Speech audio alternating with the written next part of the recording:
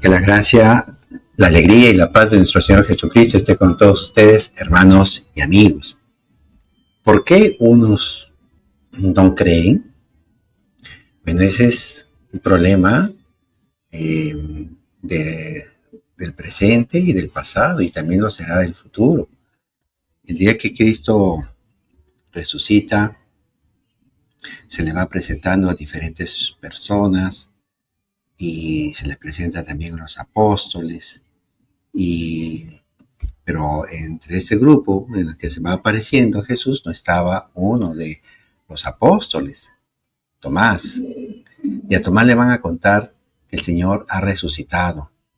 Y él va a decir, mientras yo pues no vea y no meta los dedos en las llagas de sus manos, entonces no creeré. Una semana después, otro domingo, Jesús se le va a presentar, ¿no? Y pues y va a tener este encuentro con, con, con Tomás, el Señor, ¿no? Entonces, ahí hay un dilema del hombre de por qué está llamado a creer en el Señor. Entonces, y debemos entender que la fe, es un don que ha sido dado a todos los hombres. Recordemos la parábola de la semilla, del sembrador, que va esparciendo semilla por distintos lugares. En esos distintos lugares, estas distintas tierras, somos nosotros, los hombres. El Señor da su palabra, se revela a toda la humanidad. Es la iglesia la que transmite al hombre la presencia de Dios, y nosotros como hombres también lo podemos ver en la naturaleza, en el universo, etc. Pero el hombre tiene libertad y tiene también entendimiento, inteligencia, para abrirse a estas manifestaciones de Dios y la revelación de Dios que ha transmitido por medio de la iglesia. Pero el hombre, por diferentes motivos, puede creer y puede decidir no creer, no aceptar a Dios. Por ejemplo, tenemos circunstancias de la vida, de dolor, de sufrimiento, que a muchos afecta gravemente. A algunos lo superan, otros no. Por ejemplo, ahí tenemos la enfermedad. Algunos postrados en cama de algún accidente, una enfermedad hereditaria que los deja paralíticos, ¿no? O una enfermedad terminal, un cáncer mortal. Y por esas circunstancias tristes de la vida, el hombre deja de creer. Una separación matrimonial en la que rezamos y rogamos a Dios y no logramos alcanzar esa salud, esa unidad matrimonial, esa unidad familiar. A veces los hijos están pasando graves problemas de drogas, ¿no? Ultrajes que muchos han sufrido en la vida, alguna violación sexual. Entonces, estas cosas, dice, ¿y por qué Dios no intervino? ¿Por qué no me auxilió? Y no llegamos a entender el sentido del sufrimiento, y eso a muchos los lleva a dejar de creer, ¿no? Luego tenemos también por el rechazo de lo malo, de lo que creen que hay de maldad en la religión. Por ejemplo, a la Iglesia Católica se le acusa erróneamente, falsamente, calumniosamente, de atrocidades, entre comillas, atrocidades que dizque cometió en la Edad Media. Por supuesto, ya hay muchos investigadores, estudiosos, científicos, académicos de la historia, que ya han mostrado que la Inquisición, que el Santo Oficio de la Inquisición, fue una institución eclesiástica que sirvió para proteger a las personas, ¿no? de de acciones a veces que van contra las propias leyes y derechos de las personas. No vamos a decir que no pudo haber habido algún desacierto, algún abuso, errores, por supuesto, donde está el ser humano puede caer en eso. Ahora, también, por ejemplo, también podemos dejar de creer en la religión por las normas de vida exigentes que esa nos llama. Por ejemplo, el matrimonio. El matrimonio en la Iglesia Católica es indisoluble hasta que la muerte los separe. Y hay muchos que temen fracasar en esta convivencia, ¿no? de vida, pues como decía, en un matrimonio indisoluble, ¿no? También, por ejemplo, ahí, y esto es bastante grave, muchas personas caen en una vida de perversión, ¿no? No me refiero solamente a lo sexual, sino diferentes formas. Eh, y llegan a justificar, entre comillas, su conciencia, es decir, la adormecen, la anestesian para ocultar sus malas obras. El Salmo 14, versículo 1, por ejemplo, nos dice: dijo en su corazón el insensato, mentira, Dios no existe. Son gente pervertida que hacen cosas infames. Ya no hay quien haga el bien. Entonces, ahí nosotros, el ser humano, empieza a hacerse excusas. Por ejemplo, no, yo no voy a la iglesia, no voy a la misa, porque ahí van puros hipócritas, te golpean el pecho, pero una vez, en cuanto salen, ¿no? Se comportan pues malosamente, son unos adúlteros, etcétera, ¿no? Y ahí no faltan aquellos otros también que se aferran a sus propias fuerzas humanas para alcanzar sus metas, sus objetivos, ¿no? Han llegado a ser profesionales, han llegado a tener un buen puesto de trabajo, han llegado a tener plata y creen que lo han hecho con sus propias fuerzas, ¿no? Entonces, y van a decir, Dios no interviene en todo esto. Y pues, entre muchas otras cosas más, muchos motivos más que por los cuales el hombre no cree y le da temor también a dar este salto de la fe que demanda una entrega total. Sí, el cristianismo, Cristo, que ha venido a iluminar al mundo y dar la vida y dar su vida por el hombre para salvarlo, lo llama a creer en Él y a obrar, sí, libremente, pero rectamente a la vez. Y como consecuencia de esto, dar la felicidad eterna. Pero sí, el cristianismo y Cristo llama a una radicalidad de fe, una radicalidad de vida cristiana, de santidad, a una entrega total en Él, radical, absoluta, pero no ciega. No es que sea ciega tampoco esta fe, ¿no? Tenemos motivos suficientes para creer en Dios, ¿no? La fe en Cristo es un don que ilumina y salva al hombre. Y los quiero invitar a iluminarnos más todavía con este hermoso texto del Evangelio, muy bonito, muy precioso, de que el cristianismo en general lo toma como un punto culmen de la fe cristiana. Les anuncio el Evangelio según San Juan. Gloria a ti, Señor. Está tomado el capítulo 3, versículo 16 al 21. Sí, Dios amó tanto al mundo que entregó a su Hijo único para que todo el que cree en Él no muera, sino que tenga vida eterna. Porque Dios no envió a su Hijo para juzgar al mundo, sino para que el mundo se salve por Él. El que cree en Él no es condenado. El que no cree ya está condenado porque no ha creído en el nombre del Hijo único de Dios. En esto consiste el juicio. La luz vino al mundo y los hombres prefirieron las tinieblas a la luz, porque sus obras eran malas.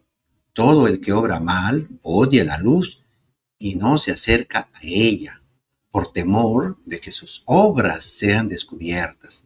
En cambio, el que obra conforme a la verdad se acerca a la luz, para que se ponga de manifiesto que sus obras han sido hechas en Dios. Palabra del Señor, gloria a ti, Señor Jesús. Prefirieron las tinieblas a la luz. Es la libertad que el hombre da, que Dios da al hombre para elegir su camino. Si quiere seguir el camino angosto, el camino espacioso. Es hermoso cómo Dios nos ha creado con libertad para que conforme a nuestra voluntad y la gracia que Él nos dispensa, podamos nosotros dejarnos iluminar y guiar por la luz que es Cristo, para realizar las obras de Cristo. Creer en Cristo no es otra cosa, como lo dice aquí el versículo 19, en esto consiste el juicio de todo lo anterior que se ha dicho, que la luz vino al mundo, o sea, Cristo, y los hombres prefirieron las tinieblas. Entonces hay una opción del hombre, una decisión del hombre libre, no está coaccionada por Dios para que elija el camino que desea seguir. Y este camino a seguir por el cual Dios nos encamina es el camino que nos conduce a la felicidad eterna. A la felicidad eterna. ¿Qué sucede cuando yo soy libre y, digamos, tomo este camino de drogarme, por ejemplo, sin fruto, o de tomar bebidas alcohólicas en exceso? Y continuamente, obviamente, esto me va a llevar a enfermedades, a adicción. Fui libre y tomé unos placeres pasajeros, pero que a la larga me causaron daño. ¿Qué hacer para creer? ¿Qué hacer para creer? El texto de los Romanos, capítulo 10, versículo 14, también nos va a dar una luz para que nosotros podamos iluminarnos y hacer crecer la fe. Dice el texto, Romanos, capítulo 10, versículo 14. ¿Cómo invocarán al Señor sin haber creído en Él? ¿Y cómo podrán creer si no han oído? Repito, ¿cómo podrán creer si no han oído hablar de Él? ¿Y cómo oirán si no hay quien lo proclame? Palabra de Dios, te alabamos, Señor. ¿Cómo el hombre puede acercarse e invocar a Dios si primero no cree? Pero para creer se necesita también haber oído hablar de Dios. Y luego el texto nos dice, ¿quién lo proclamará? ¿No? Son ahí unas interrogantes que nos iluminan, que la fe nace del oír, ¿no? Entonces, llenarnos de la palabra de Dios. Y no es solamente por las escrituras, sino por el oír a aquel que lo proclame. Y sabemos que Dios fundó una iglesia universal, su iglesia católica, para que lo lleve por todo el mundo. Antes de ascender al cielo, ahí en Mateo capítulo 28, versículo 19 y 20, va a decir, vayan por todas las naciones, a todo el universo, la catolicidad, a ser discípulos míos y enséñenles a guardar todo lo que yo les he enseñado. Hay una encomienda a esta iglesia que tiene que ser católica, todo lo que yo les he enseñado. También nos está hablando de la universalidad de todo el mensaje de Dios que está puesta en esta iglesia. Pero prestemos atención aquí a esta palabra, oír, dice. ¿Y cómo podrán creer si no han oído? Oír a quién, a Dios, que es transmitido por medio de la iglesia. La iglesia luego también ha puesto por escrito el mensaje de Dios en las escrituras, en el Nuevo Testamento, más el Antiguo Testamento que fue dado al pueblo de Israel. Pero esta fe la podemos oír a través de la iglesia, y podemos oír a Dios a través de la iglesia. Y, por supuesto, dejarlo hablar en nuestro corazón, en la vida misma, con sus acontecimientos, algunos de ellos dolorosos, pero también en los momentos de éxito, de triunfo, para que con estos logros nosotros podamos seguir aumentando nuestra fe y fortaleciéndola en los momentos de dificultad, en los momentos de tristeza, en la pérdida, por ejemplo, de un ser amado, a veces la pérdida de un trabajo, la pérdida o la merma de la salud, en relaciones a veces que fracasan, pero que a la larga vamos entendiendo que fue mejor tanto para ella como para él. Y tenemos que ser agradecidos por el tiempo que estuvimos con una persona amada y que pues convino más para la salvación de ambos, de repente, pues, esta separación. Y lo podemos encontrar también a Dios en su creación, en su revelación, en el universo. Y por supuesto, ahí en la revelación de la palabra de Dios. Entonces, el don, la fe es un don, pero sí un don que lleva un compromiso de vida. Y si yo voy a creer en Cristo, tengo que aceptarlo a Cristo con todas sus consecuencias, ¿no? Así, sin medias tintas, hacer el bien o hacer el mal. Y los jóvenes, si algún joven me llega a escuchar, pero todos, en diferentes edades, estamos llamados a entre elegir hacer el bien o hacer el mal. El versículo 19 de aquí del Evangelio que hemos anunciado de San Juan capítulo 3 nos dice algo muy bonito, algo poderoso. La luz vino al mundo, pero los hombres prefirieron las tinieblas a la luz. Hay una decisión del hombre. Cristo, cuando comienza su prédica, a llamar a los hombres primero a convertirse y creer en el Evangelio, como nos lo dejó escrito Marcos ahí en capítulo 1, versículo 15. Luego la iglesia ya naciente que sale a proclamar el Evangelio, a Cristo. Allí en Hechos 2:40 va a decir: aléjense de esta generación perversa, o sea, alejarse del mal y sálvense.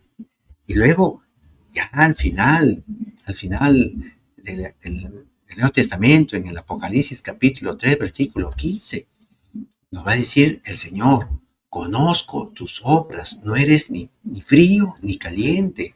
Ojalá fueras frío o caliente, pero porque eres tibio y no frío o caliente, voy a vomitarte de mi boca. Cristo quiere hombres cabales, o fríos o calientes, mediocres no.